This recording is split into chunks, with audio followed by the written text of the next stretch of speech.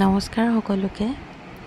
এয়া আকৌ থাৰ্ড লিষ্টখন ওলালে ছেকেণ্ড ফেজ ফিজিকেল ভেৰিফিকেশ্যনৰ কাৰণে ডাইৰেক্টৰ অফ এলিমেণ্টাৰী এডুকেশ্যনৰ পৰা।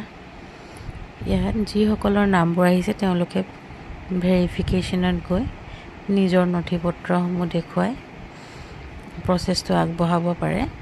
আৰু ইয়াত নাম অহা মানে যে আপোনালোকে মেৰিট লিষ্টত নাম আহিব সেইটো ক'ব নোৱাৰি। বাকী যি কি নহওক এইখিনি প্ৰচেছ কমপ্লিট হ'লে মেৰিট লিষ্টবোৰ প্ৰকাশ পাব আৰু অক্টোবৰ মাহত সকলোকে নিযুক্তি দিব।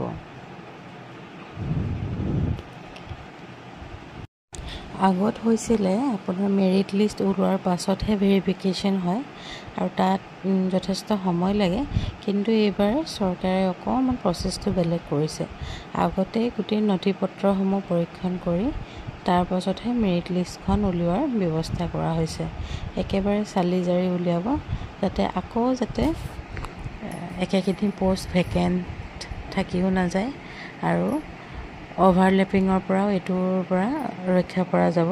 কাৰণ এতিয়া GT PGTৰো লিষ্টবোৰ ওলাইছে আৰু যিসকলৰ তাত নাম ওলাইছে তেওঁলোকে নিশ্চয় এইটোত নাযাব।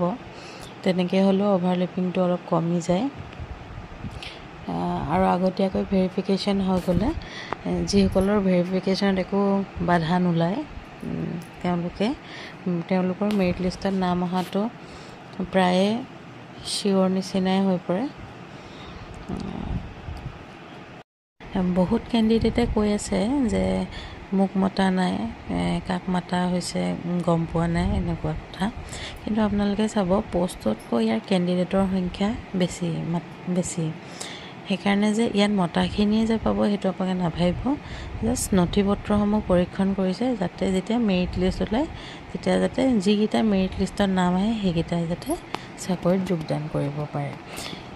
যিমানখিনি কেণ্ডিডেটে এপ্লাই কৰিছে প্ৰায় সৰহসংখ্যকখিনিকে ভেৰিফিকেশ্যনত মাতিছে।